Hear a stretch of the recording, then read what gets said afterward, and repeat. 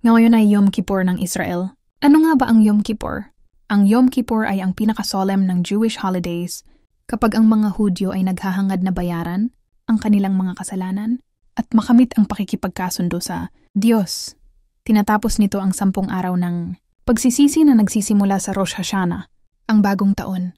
Sa unang araw ng Tishri sa kalendaryo ng mga Hudyo, ito ay isang araw ng pagsisisi ng panalangin, ganap na pahinga, at mga paghihigpit tulad ng pag-aayuno.